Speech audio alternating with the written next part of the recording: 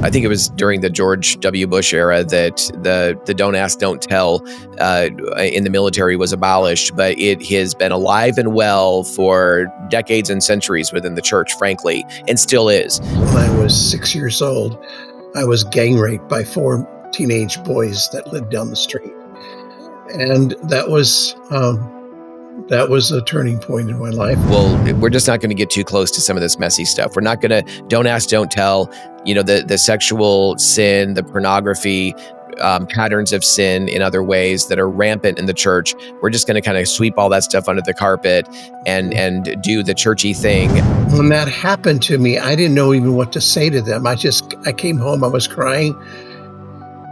All I could say is, when my mother asked me, is they stole my toys, which they did, but they stole a lot more. One of the many roles of moms and dads is to shepherd the hearts of their children and to help draw out those varied and many emotions that are otherwise destabilizing for kids. Then when I was 11 years old, I was molested by a 25-year-old woman in our church.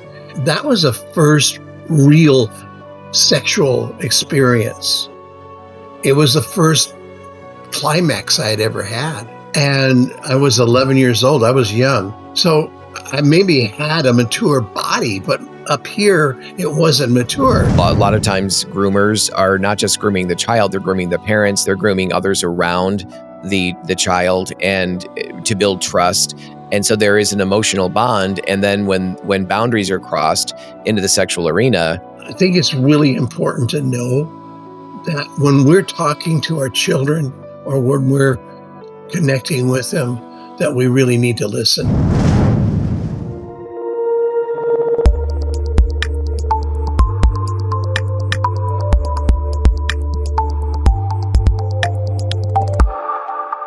Well, hey, friends, thank you so much for joining us for another episode of the Love and Truth Network podcast. Whether you're here directly through Love and Truth Network or you've come through Transforming Congregations, we're just glad that you've joined us, whether you're watching or you're listening on your favorite podcast platform.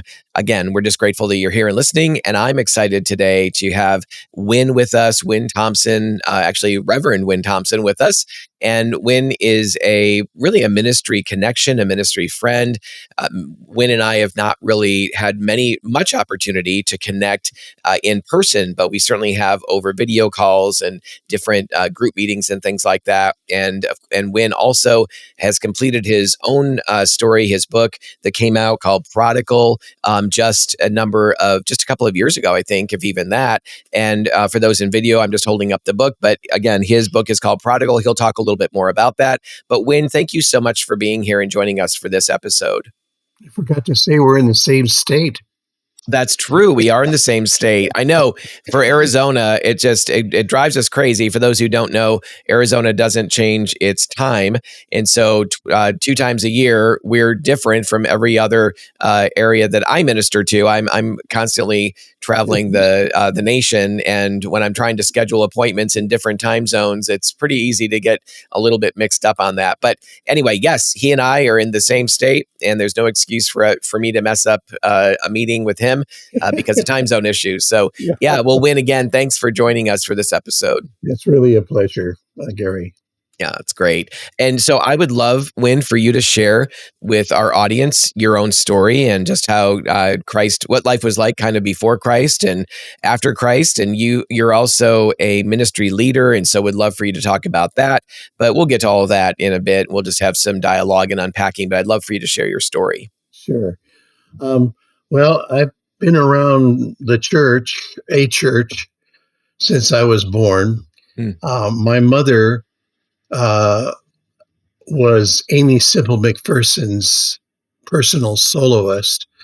And if anybody doesn't know who Amy Simple McPherson was, she was the founder of the Foursquare Churches and the very first woman evangelist in Los Angeles, started the very first Christian radio station there. It goes back a long ways. My father was a farmer. He was born in Oklahoma, raised in Texas, and then moved to the Valley in California when his family moved. They both loved Jesus, I mean, I was a late baby. My father was what?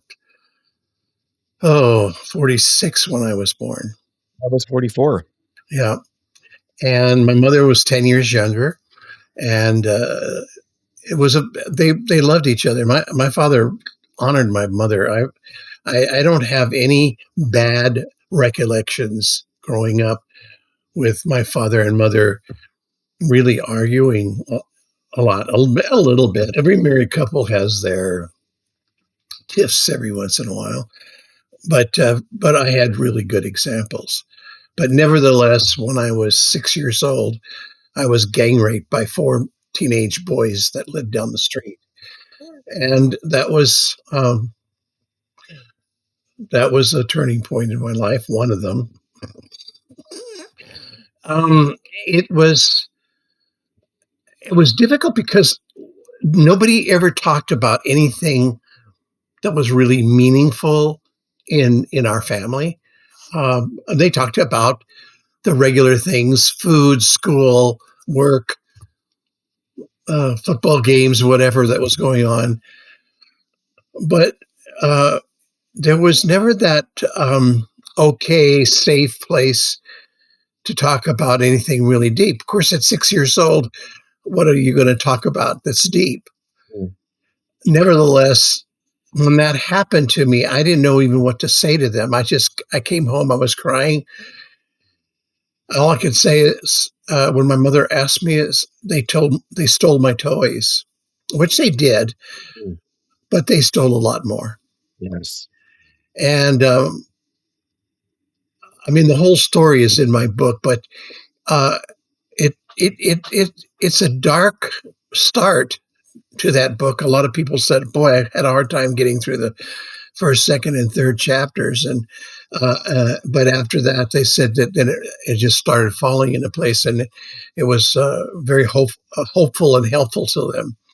Um, but yes, I experienced that kind of thing at 6, and then it kind of opened my pathways to those kind of topics. So I found myself playing sex games with girls and boys. I had them over, and it was like something that's what you do. Never got caught or anything in that sense. But then when I was 11 years old, I was molested by a 25-year-old woman in our church. She started grooming me. And I didn't know that, and it was right underneath my mom's nose. My father was working all the time, so he wasn't around to be under his nose, so to speak. Mm. So it was very secretive. And a lady in the church, full of the Holy Spirit, got a message from the Holy Spirit saying, "This is what's going on right now." When the woman was molesting me at her house, she came over, and we had just finished, and it was like she was banging on the door, and it was like very startling. Mm. And the woman, she got me out of bed and threw me in the closet naked, and my clothes on top of me, so to speak, and went to the front door or the door of her house and answered the door. And there was this big argument between the two of them. And finally, the woman that was had heard in the spirit what was happening left. But in the meantime, she had already called my parents or my mom. My mom called my dad. Dad had to drive home, pick her up, and they were driving over to this woman's house at the same time the woman was driving me back to my house. And what was interesting was, I mean, that was a first real sexual experience. It was the first climax I had ever had. And I was 11 years old. I was young. So I maybe had a mature body, but up here it wasn't mature. So I wasn't making sense of it. It just wasn't. And here I had been really up on the top, all these good feelings and rushes and everything. And then all of a sudden I was on the bottom with fear and just not knowing what was going on, and I was scared. So what I What do you realized, feel like you were scared about, Wynn, in that particular situation? I didn't know. Okay. I actually didn't know. I mean, I'm still 11 years old, but I mean, it was all the shouting and everything, and it made me anxious. Yeah. It definitely stressed me out. And God never intended those two experiences to be in that act of having sex. Mhm. And of course, she's 25, I'm 11, but I wasn't like seeing that. There was no what I teach about a lot is the no talk rule. There was this no talk rule within families where they don't talk about things. So when the kids experience something that the family hasn't talked about, they sometimes don't even feel safe to talk about it Right. or to open up about it. So a lot of parents find out later in life that their kids were molested or raped or something. Of course, nowadays it's a bit more in the open, but still there's this cloak of secrecy and fear of what were they going to say? Are they going to still love me? There's all kinds of different thoughts that come through one's head. Yeah, absolutely. And as a child, there's no thoughts really to go through the head except, it's childhood. You have children, and you've seen Mhm. this growing up. And when they're young, it's cold, it's hot, it's good, it's bad, it's black and white. There's no real depth of emotion or understanding or even articulation of what's going on. And Yeah, so, and Wynn, what I like what you're saying there too, and I want you to pick up your story. But I, from my perspective, both looking back at my life, and it was 5 or 6 when I was first exposed to sexual some sexual abuse as well as pornography, and nothing like what you experienced. I mean, that's just so horrendous as a 6-year-old little boy. But the what you're describing there is, I feel like many kids have a lot of deep emotion, a lot of deep feelings, but they don't have the language or the ability to really be able to express them. And so mhm, you mentioned articulation, and that's totally true. I think it that's part of one of the many roles of moms and dads is to shepherd the hearts of their children, and to help draw out those varied and many emotions that are otherwise very unstable, are destabilizing for kids when they have no one to kind of shepherd them in that space, and no one to know them or understand them, help them understand themselves. That's a key role. I often, and I like the way you phrased it as well, in terms of the don't ask rule. What I've often said is that I think it was during the George W. Bush era that the don't ask, don't tell in the military was abolished, but it has been alive and well for decades and centuries within the church, frankly, and still is this unspoken idea that, well, we're just not going to get too close to some of this messy stuff. We're not going to don't ask, don't tell. The sexual sin, the pornography, the patterns of sin in other ways that are rampant in the church. We're just going to kind of sweep all that stuff under the carpet and mhm, do the churchy thing. And preaching and worship is essential and very important. I'm not minimizing that, but most of the time, most Christians are not known by anyone in those deep and shameful places. And so I think that it connects with some of your story and what you're sharing right now. mhm. That's in our Restoring Wholeness manual. The first few chapters are all about shame, what God intended for Yes. parents and children and family, and how the dysfunction starts with the generational iniquity, and then it goes into shame-based family rules. And of course, one of the shame-based family rules is many of these rules are unspoken, and so you don't say, "Oh, this is one of our rules in our house."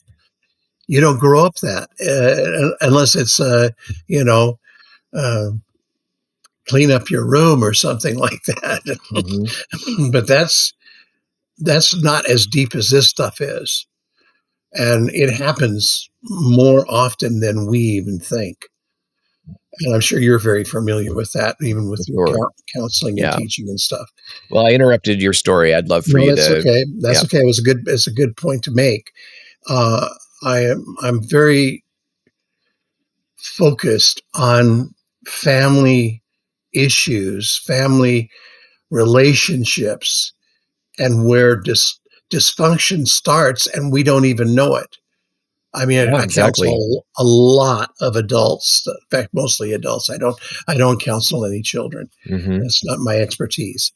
But but when I talk to adults, and we're talking about now many years later, they didn't even realize that some of the start of this stuff and the confusion that they have now is from this family dysfunction of no talk, don't touch, don't feel, don't, there's so many things. And uh, that's what I think is really, really important. In fact, I'm teaching that in Youth with a Mission now, in their leadership courses that they have. They've asked me to come in and do that. And I'm quite excited about doing that, but I'm jumping ahead, so I don't want to jump That's too good. ahead. But I mean, after that, I got home, and my grandmother was living with us, and the woman and I walked in, and she looked at both of us, but she just mainly looked at me and said, "What have you done?" Mm, Now, yeah, I remember I'm 11, yeah. and the woman's there.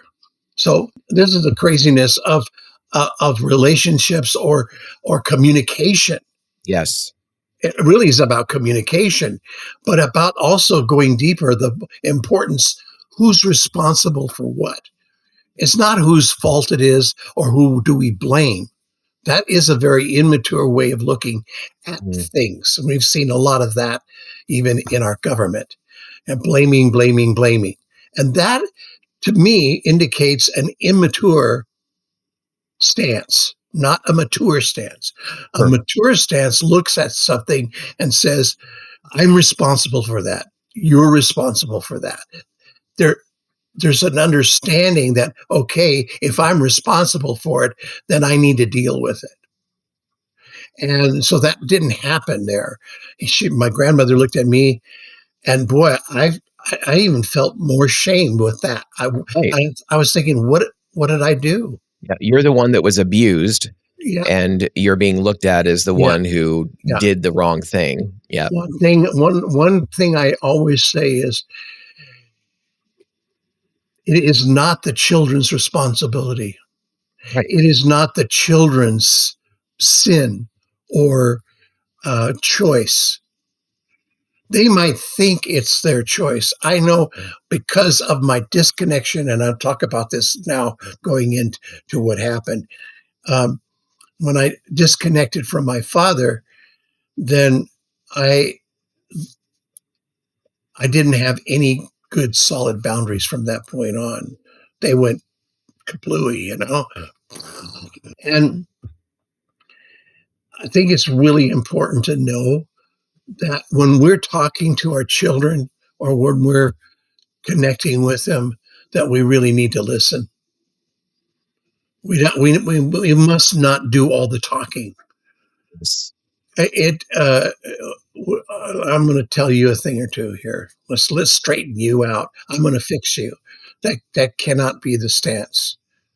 I've over the years now that I've been doing this, I've realized that it cannot.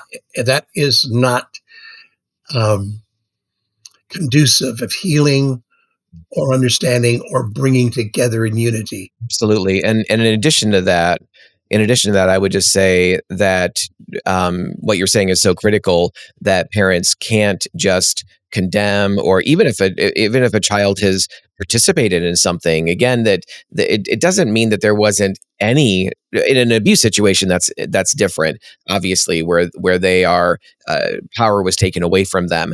But as they're getting older, maybe into their teen years or whatever, maybe there is some form of culpability, and they need to perhaps perhaps repent of something that they were doing with peers or whatever. I mean, I think that's important. But what you're describing right there, I think it's essential for moms and dads to know that so often what you'll hear back from children, like when you're trying to just listen to them, we need to become adept as moms and dads especially. Moms are just typically better at this, at asking open-ended and gentle questions that, because otherwise a child doesn't even know, like, I don't know what I'm feeling. I don't know how to explain, or I'm feeling so much shame that I don't know how to even get it out. And so a father, a mother who is drawing out what happened, or drawing out what they're feeling, drawing out not just the day after an event, but the weeks and the months that are following, sometimes years that follow that, and are helping them to put language to what they're actually feeling. That's really done through our open posture and our tone that's inviting, but also as moms and dads learning how to ask good questions. And that's true for any of us in the body of Christ as well, that as we get older, one of the greatest things we can do is to abide with people and sometimes be silent, just give the gift of our presence. But other times, and we often need that in return at times, but then also learning how to ask good questions instead of coming at people with accusation, for sure. In all that you're saying, there's something even deeper that I've come to realize. And that is, children who are needy don't realize they're needy. Yes. They just are survivors, in the sense that if I'm not getting my needs met, my legitimate needs met, Yes. then I am going to, and they don't even know that this is what they're deciding. It's their little choices. I need to do something because I feel empty. I feel that, and even those words don't come to their mouth. When I was a kid, I never thought of any of these words. Yep. So it's like I think the key thing is, the chief role of parents is to provide for their children's legitimate needs unconditionally. Now, who else does that sound like? Heavenly Father. Our Heavenly Father.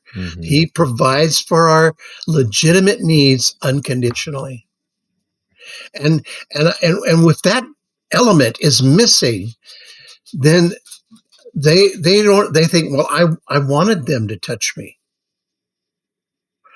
Why? Because dad or mom or both, or are not giving them legitimate warm hugs and kisses and pats on the back, and that touch is so very important. But it has to be healthy touch.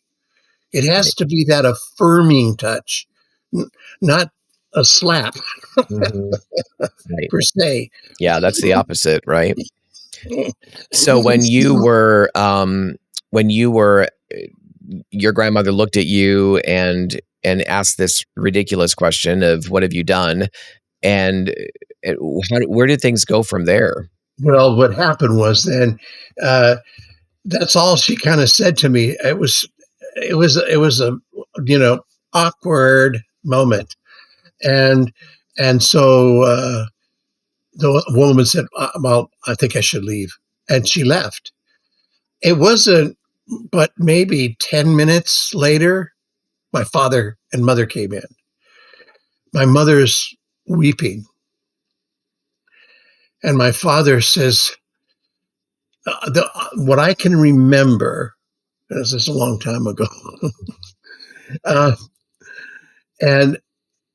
But what I remember clearly was my father said, "We have to get down and pray for forgiveness." So, at the time, I didn't quite understand what did I need forgiveness for. Although I was starting to get an idea that sex with women was bad, which was not the truth. But this is how the enemy comes in and brings lies and deceptions. And they're Yeah, and very, of course, when you're saying that's not the truth, I know what you mean by that, Win, is that God designed us a man for a woman for a man, but for that sexual union to be lived out in the context of marriage. But yeah, already you're starting at, well, even way back at 6, but even now you're starting to develop ideas and thoughts around sex that like the entirety of it is bad somehow. You know, that yeah. it, even within marriage something is wrong with it or something. And so yeah, the other thing I wanted to ask you though, Win, is, and would love for you to pick up there, was there some kind of an emotional dynamic or relationship going on that from this woman toward you, or a sense of you toward her, or was it purely like a sexual encounter? Which again, doesn't, when I say purely, I don't mean there's something pure about it, but No, I understand. yeah, I'm just wondering about the emotional attachment that she may or may No, not have had there toward was you. at that age, I didn't know what emotional detachment was. Yeah, Actually, I yeah, mean, I love my mom. My mother was probably my saving grace. yeah. Um, because when my father said we need to get down and pray for forgiveness, I I just thought my father didn't love me anymore Mm, because he was emotional. He was very sober minded at the time, needless to say, like any father would be probably if they just heard this. Um, so I interpreted that because now let me just say it. My father was an introvert. My mother was an extrovert. mhm. Guess who I took after? My mom. And but as an introvert, I didn't understand that he loved me or any of that sort of thing. Uh, I needed tugs. I needed words of affirmation, like those 5 love languages. Sure, yeah. At that age, I didn't know that. I just knew what lifted me up, what fed me in my growth years. Mhm. And so, because there's no talk rule in the family, they never talked to me about sex or anything. Never. And that right there, when sex does come along and kids finally find out a little bit about that, find out that their bodies have there's different ways that can work, and they discover it, and then they discover this fantastic feeling that comes with it that isn't created by the devil, was created by God, but for a purpose. But none of that is explained by the parents to the children Mhm. for whatever reason. And usually it's generational. And so, with all that going on, there was no emotional connection. This woman it was all touchy feely thing. Okay. And so I didn't develop emotions till later. Okay. So moving forward from that experience, and into your teenage years, and I don't want to rush you if there's some big things No, no. happening kind of before then, but what how did kind of transpired for you in your development, emotional development, sexual development, spiritual Mhm. development? One thing you have to remember is that I was in church all the time. Sunday morning, Sunday night, Wednesday night service, and then a Friday night, maybe the youth service, especially when I was getting to be a teenager, like 13, 14. And that was my life. I didn't know anything else. When I was young, I was a singer before my voice changed, and they always wanted me to sing. My mother was always coaching me and teaching me new songs because she was a singer, a very, very good singer. She was the church soloist in the church we were going to at the time. And one of the other big things that hit me was when my voice changed. So this all happened around the same 2 year period. Uh, and my voice started changing, and I have it in my book, but I'll give you a sneak preview here, but the pastor came down. We had a woman pastor, and she came down and greeted me and everything. But she said, "Wynn, I think you need to sing a little softer now." And I just looked at her like, "What do you mean?" Because I knew something was going on, but I was still very naive, even there around puberty. So all these different things happened, and I finally had to stop singing because my voice had changed. So I had to redirect that gifting or talented that I was yearning to have. I started playing the violin, and that was another part of my trying to find out who is Wynn. Because even around puberty, people, guys and gals, are trying to find out who they are. Certainly.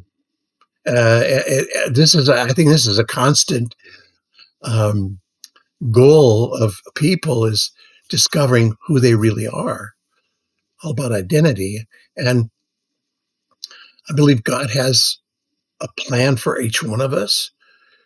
He surely did for me. I didn't realize it at the time, but uh, but in that process, in that period of time, here I'm not. I can't sing anymore, so I just lost that part of my identity, which was devastating to me.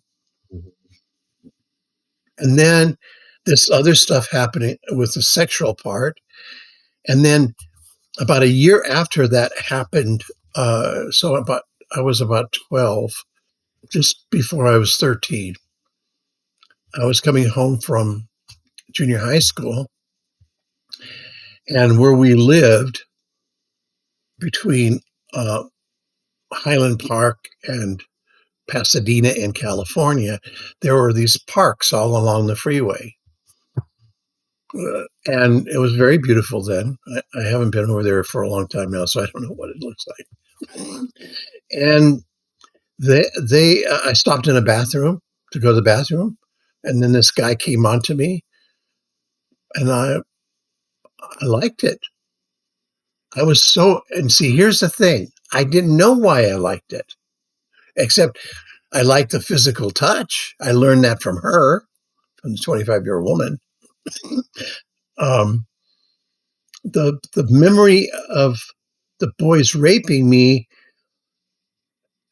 I think I went into kind of shock syndrome on that, buried that till later, until God brought it up, and I had to deal with that at one time.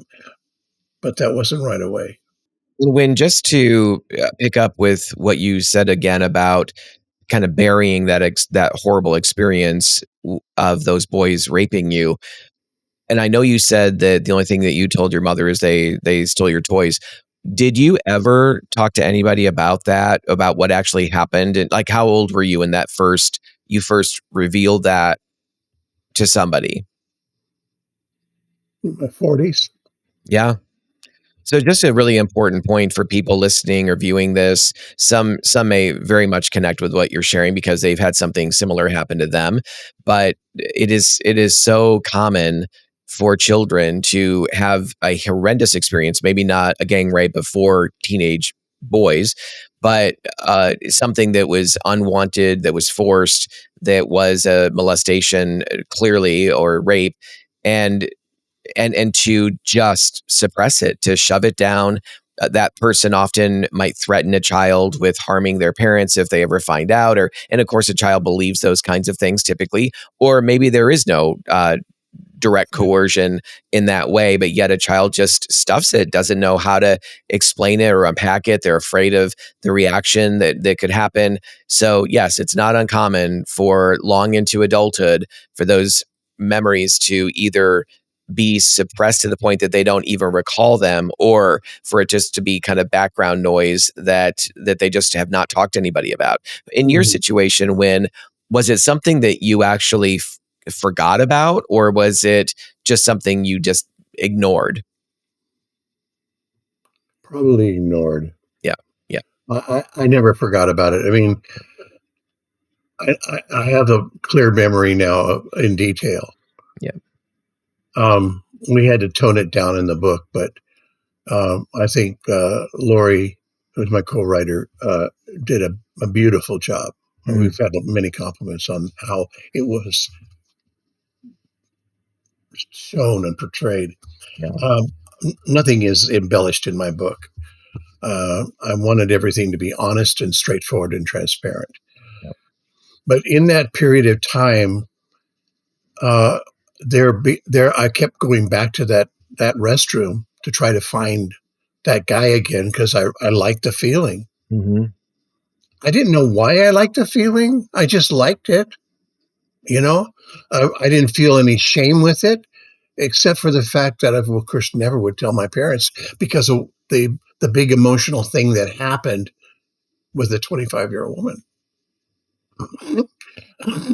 That makes a big deal Yeah. in a kid's mind. You just start saying, "Okay, I'm not going to, I'm not going to talk about that. Right. I'm not even going to. I don't want to hurt my parents. I don't, it's not- because we think I chose that. I felt that. That's that's one of the other lies is kids believe that they wanted it. Mhm. And the thing of not the rape, but the molestation, because there's definitely a difference between rape and molestation. Mhm. Molestation is people grooming other people. It's not something that just happens. It usually there's a grooming, there's a preparation. And so and the child thinks, yeah, this is what I want. I like this. I like this Mhm. attention. I like this feeling. And And they're even I think it's also really confusing for kids, in the experience as well as certainly after the experience, because as you said, often, typically with molestation, there is that grooming, and of course, the grooming is to form an emotional bond. It's to form trust. It's also a lot of times groomers are not just grooming the child; they're grooming the parents. They're grooming or the parent. They're grooming others around the child, and to build trust. And so there is an emotional bond, and then when boundaries are crossed into the sexual arena, oftentimes sometimes kids will feel that like something really off about that, or will be repulsed by the sexual behavior. Sometimes that's not true. Sometimes it's like, no, I'm very open to this. And mm, but it's the confusion around, again, as you said earlier, like I am so starved for affection and touch, and not sexual touch in particular, but mm, just to be cared for, to have those feelings. And in the absence of what's good, and as you said, legitimate, getting our legitimate God-given needs met in legitimate ways, in the absence of the legitimate ways of living those things out, we turn to the illegitimate, and now we don't even necessarily know that as children. So there's just a lot here to unpack, and I would highly encourage people to get your book and to read it. Obviously, you can get into more details there, and I like your book, like my book. I know my intention, my desire was I want to be really open and transparent, but I don't want to be overly detailed, right? I don't want to slime people with the stories, but I also want them to understand the real pain and the struggles, and not whitewash it at all. And I think that's very much, the intention of what you had here. So what would be the moving forward into, did you come to a place in your life where you had a new or a fresh surrender, or came to Christ? Like for me, I realized, even though I'd prayed the sinner's prayer multiple times as a young person, I didn't come to a place of real surrender to Christ. I think I was spiritually dead until 23 years of age. And the key ingredient for me was surrender versus all of the other things, the fire insurance that I wanted. Was there an experience like that for you, or how would you describe coming into real relationship with Christ? well, we're talking about over years. Yeah.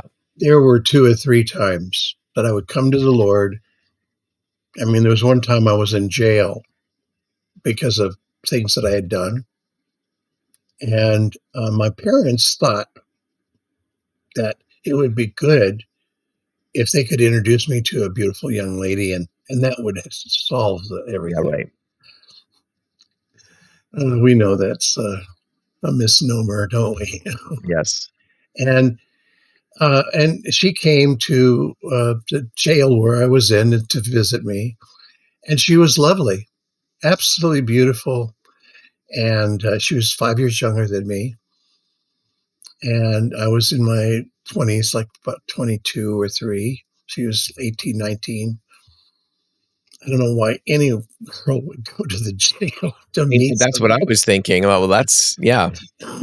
But I think she was, I guess she had seen my picture or something.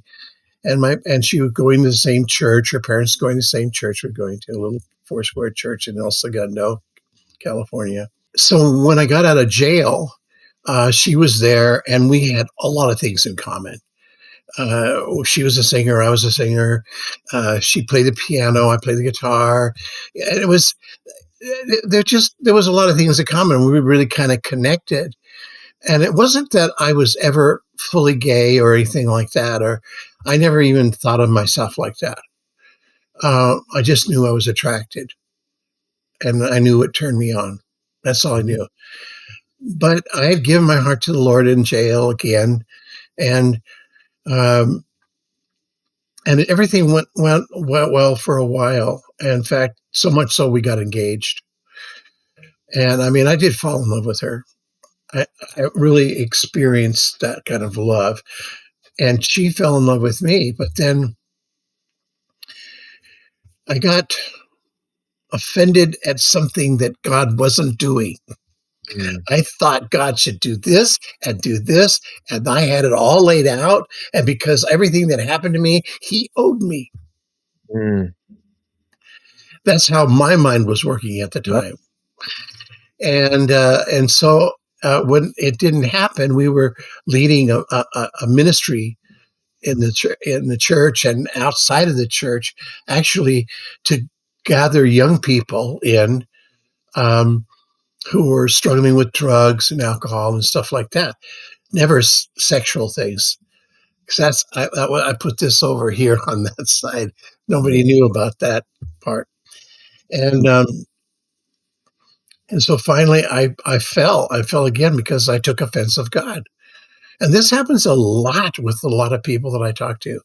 They'll be Yes. going wonderfully saved and doing the Lord's work or doing something, and everything's going along, and then they take offense of God, thinking that He should do ABC. Or offense at somebody else in the church or a leader or yeah, Whatever, I've yeah, lived that and in of spades. course that just of course affects the relationship, Yep. and so I fell, and I started dragging her with me. But at one point, I said, I had a moment of sanity, and I thought to myself, I can't take her with me. I love her so much, but I can't take her with me because I had two sides of my brain, and they couldn't reconcile. And so I thought, I'm not going to take her through my craziness. So I broke off the engagement. We both cried. It was a horrible thing. 2 years later, she married some other guy, had two kids that I know of, and I mean that I knew of, and um, and I just kept going down. I got arrested a couple more times. I just really went into a black hole, Mm, and it went on that way for several years, maybe another 10 years. There was one time I was teaching. I had been in that when I had been in jail, and I got out, and my mother was trying to get me a job. So she got me a job teaching in a sixth grade in a Christian school. That's a whole story to itself. It's in the book, but the key thing was then I got busted again, and I lost all that. But I mm, had a band. I was pursuing I wanted to get back into Hollywood. I wanted to get doing what I used to do and making records and doing rock and roll and all. And one day she was coming home from school, and my band was in the garage. The door was down, but we were smoking weed and drinking and laughing and carrying on and playing our rock and roll music. And she walked by the garage door. She heard everything. She could smell the marijuana. We thought, oh, nobody can smell it, mm, which is crazy in itself. Right? And she went in the door. She had all these books and papers from her school. And she got in the door, closed the door, and she just dropped everything on the floor. She told me this many years later. She dropped everything on the floor and she dropped to her knees and she started weeping and she cried out to God. She says, God, I can't love him anymore. And after a few more sobs, she said she heard the voice of God said, that's okay, honey. Just let me love him through you. Mm. Just let me love him through you. Mm. That was her breakthrough. But it wasn't for another 10 years that I didn't really come back to the Lord. Mhm. That was in 1985. Okay.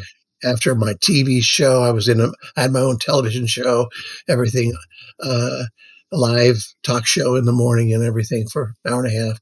Mhm. And Where did you what was you went to prison, how many times were you in, was it jail or prison? both Okay. And what was the nature? I mean, were those drug related, sexual related? drug and sex related. Okay, got it. Okay. Mhm. Yeah, so much so And you talk about those in your book. I do. Yeah. Yeah, everything's in the book. And so finally, one day I was getting ready to go to my show. I had to be at the studio at 5:30 in the morning because at 6 o'clock I had to start a show. And at 6:30 in the morning, we started live. It was a little studio. It was in Bishop, California. It was very dinosaurish, but it was, yeah, that was, I think God had that really purpose for me. But I was still in the middle of everything and still living my life and doing crazy things. And but what happened is I got it, and I was getting ready, and I looked in the mirror, and I looked at myself, and I said, I can't take this anymore. I I can't live this Mhm. way anymore. I'm not as good looking as I was when I was young, uh, and that draws people, as you well know. And I just cried. I said, God, please save me. If you don't help me, I don't have a chance. I knew that. I left Hollywood just as AIDS was killing people, starting to kill people, hundreds and hundreds and hundreds of people. God moved me out of that. That's in the book too. So the timing of God, even though if I didn't realize it, or sometimes we don't realize it, He is doing things. It's sometimes when we look back and start seeing and counting our blessings, seeing what God has done, it's like very cathartic, surely, but it was deep and it was wonderful. And God really did save me Yeah. then. And that's in 1985.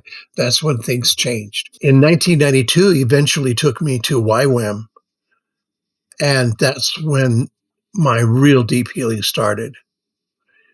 In 1993, in Amsterdam, doing my intensive counseling school, I got introduced to Living Waters, Mhm. and I thought, "Wow, this is what I want to do." But God never opened the door for me to do the Living Waters training in Europe because I was in Switzerland. I was based in Switzerland.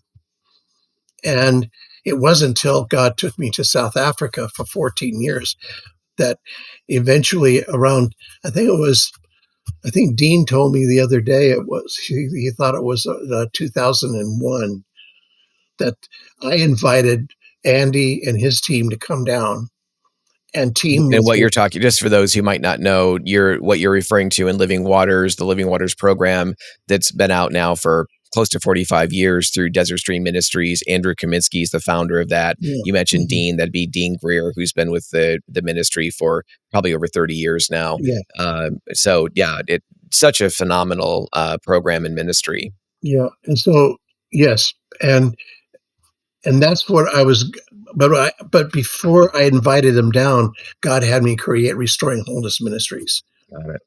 because at that time, Andy's program was incredibly academic, Mhm. and the people that I was dealing with in South Africa were not university grads. Sure. And so God, before I even saw the material of Living Waters, God had me have a team and create what we was the start of what we have now. That's so great.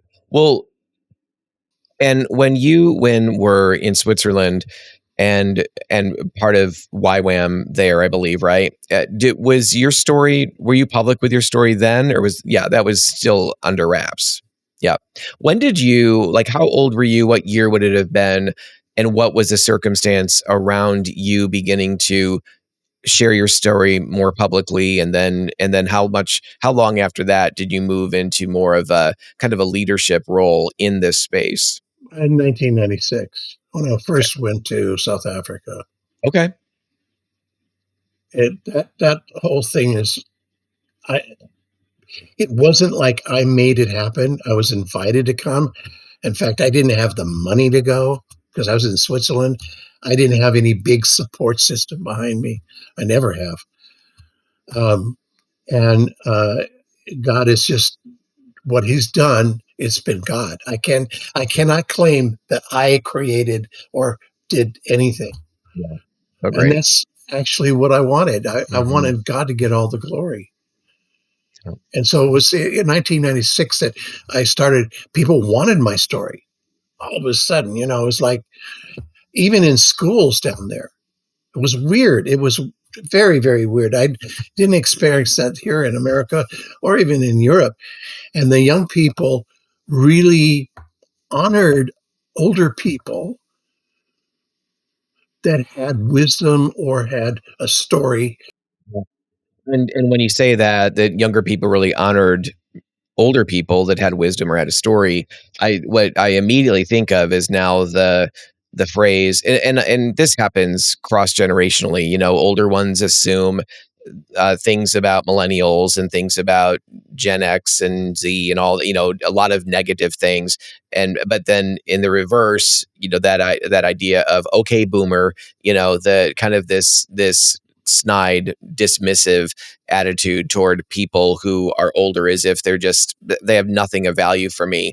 And I mean, the enemy has done amazing work through worldly systems and perspectives, and even in the context of the church, obviously, of Divide and dividing and conquer. conquering and really separating us.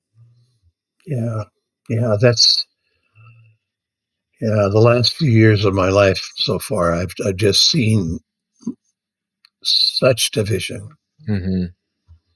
And On so many levels. yeah, I mean, all we have to do is look at our country and see that Yeah. it's It's really crazy. true. It's really true. But So, anyways, yeah, go oh, go ahead. ahead. No, go ahead with what you were going to say. All I was going to say is, so I spent 14 years in South Africa. Okay.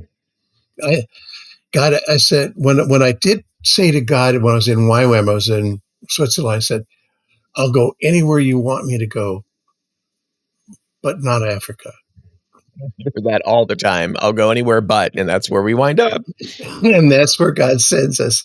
But I tell you, I loved it there. God did such amazing things. In fact, when I had to come back to the United States in 2009 to marry Judy, my childhood sweetheart,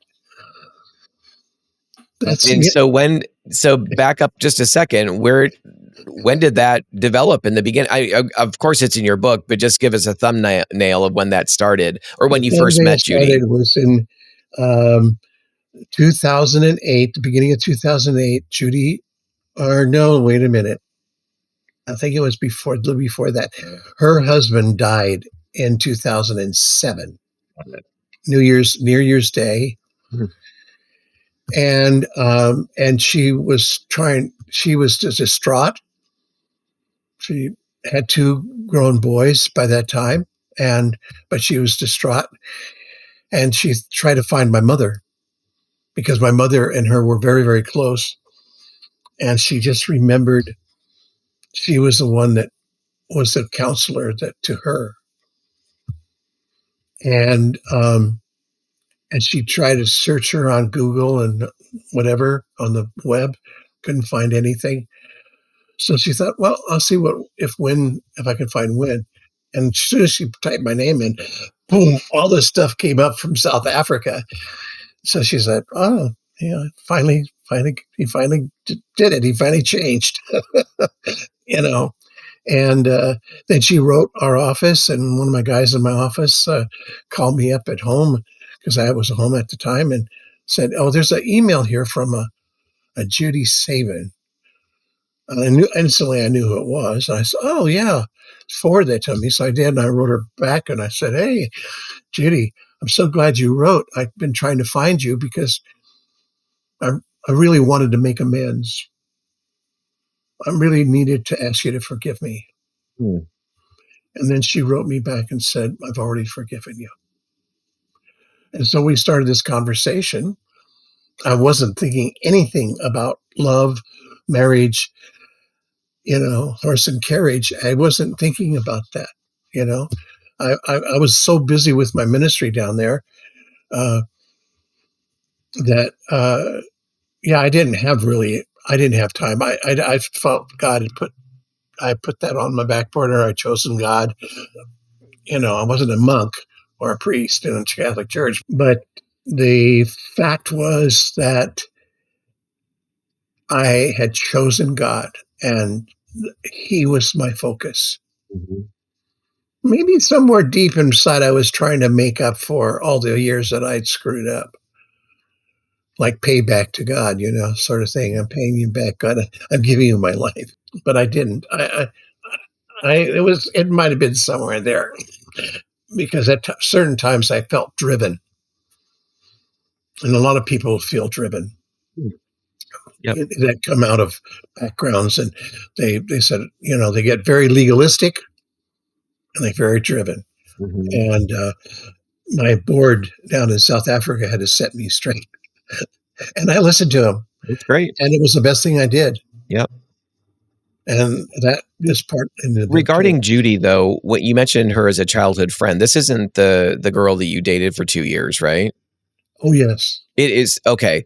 So when the one I was engaged with. Got it. Okay. All right. Which is such a miracle that this has ever taken place. Wow. And now we've been married for 14 years. Okay. Yeah. That's awesome. Yeah. Yeah. And it's great. I mean, it was hard getting married in my 60s. Because I lived this celibate life now. And sure. I've seen the rewards of being obedient to God. And then when this happened, and then I realized as soon as that all took place that I wasn't going to be able to stay in South Africa because Judy wasn't about to move to South Africa. She still had parents that were ailing. Yeah. And she had her two boys.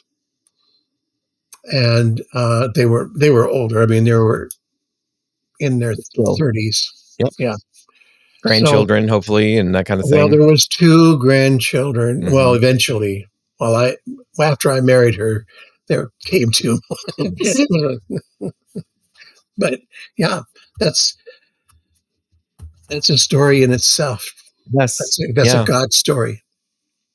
Well, I mean, when we're coming up on our kind of wrap up here of our time together on the podcast, and I mean, I'm just grateful for you sharing a bit of your story, and I know for those listening, those watching, it's a lot even in this, but boy, the book is so much better in terms of being able to hit obviously the details that can be helpful to piece things together, but then obviously a lot more content than we could possibly even cover in our podcast together. So one of the things I love about your story and about the story of so many others is there's something really emboldening. There's something very encouraging, something so uplifting about being reminded of a God who so pursues us. And for those that are wrestling and feeling like something you said earlier about kind of a simple, kind of desperate prayer that you were asking. I can't remember what it was exactly, but it reminded me of when I was living in the Chicago area and I had given my life to Christ, but I got into I'd returned to the LGBT world for a period of time out of some massive disappointments and offense with God and some of the very things you talked about, and I just got into such a vile place of addiction, and the only prayer that I could pray, and I was constantly praying this out is, please don't leave me. Please don't leave me. Please, I don't want to stay where and don't leave me. Not just don't leave me, but it was this sense of don't leave me where I am. I don't want to stay here. And yet all of my actions were just reinforcing the very addictive patterns that I was living in. But I believe God heard that prayer, and certainly the prayers of my mom and so many others going up for me. And certainly he rescued me out of that place. I had to be willing to leave the area, get to a church that was a place that was willing to walk alongside of me, and boy, did God begin making some massive changes in my life as a result of that good teaching, some spiritual warfare that was necessary, as well as some many years of inner healing and healing of wounds, which is Living Waters was really that program that helped me so much, and of course, and your program is doing the same. So anyway, I'd love for you just to share a little bit, Wynn, about your ministry and what you're doing currently in ministry, how people can connect with you, and then also about your program or anything else that in that space that you'd like to talk Sure. to our audience about. I work a lot with Chi Alpha. Our ministry does, and Chi Alpha is one of the outreaches of the Assembly of God Church to university students. There's a lot of Christian programs on campuses that work with different kids from different Baptist and different ones, Right. Yes. but this is from the assemblies. Um, we do that. We run 16-week courses, like I said, um, and this is a course. It's like stepping, like how I explain it is, and Andy and I had talked about this a long time ago. Andy Kaminsky is that doing Living Waters, you kind of dive in at the deep end, Mm-hmm. and with ours, as you walk in slowly, some people go on to do Living Waters as well. So, I mean, as Andy said to me, he says there's a room for everybody here. Mm-hmm. And so there's no battle going on of who's the best and what's the best and everything. It's what does God have for us? And so our mission, I do a lot of counseling, a lot of Zoom counseling, WhatsApp counseling around the world now. How do you And describe that particular counseling? Are you a licensed counselor, or is it like pastoral, biblical counseling? it's kind of both. My licensed counseling is not really here in America. It was in South Africa. Yeah. Um, but it's also biblical pastoral counseling. Um, and that's basically what I do. Mhm. And I've had hundreds and hundreds and hundreds of people that I've been working with now. We do run support groups. Right now, our support groups are up in northern Arizona, in Flagstaff, in Prescott. We have one in Minnesota Oh, that's running. And then the one that runs here, uh, when we and can here run it, being the Tucson area, right? in the Tucson area, Yeah. yeah. And so uh, we haven't ever done any online stuff. I mean, the only online stuff I do is counseling. That's one-on-one. Uh, but we do that. I do a lot of speaking engagements uh, with Restored Hope Network, with Restory.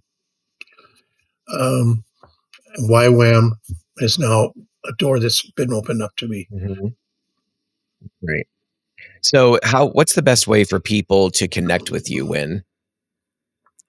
They can get a hold of me or the ministry through our website, Hmm. which is restoringwholeness.org. There's a lot of information on there. Once this podcast is done, it'll be posted to that too. Hmm. And let's see, I think that's the key thing in my book. Yes, if there it Nice. is. Is that on Um, Amazon? it's on Amazon. Hmm. It's also in audio. The guy who did that audiobook has been doing incredibly well. Uh, Out of 250,000 books of audio, mine's been anywhere from 40 to about 200. That's amazing. And it's been staying steady like that throughout, Hmm. which is amazing. I Hmm. guess I don't have any money to promote it and do all the, horns and whistles and stuff like that. I just post on Instagram and Facebook as well. So Great. That's great. Well, Wynn, is there any last minute thing that you feel like something you is on your heart that you might want to share that we didn't have a chance to cover it all? I think the thing that I want to say, maybe even repeat, is it's so important that parents deal with their issues so that when their children come along, they can be open, honest, and transparent with them, age appropriately. I'll put that caveat in there, age Important. Yeah. appropriately, and that they create a safe place in their home.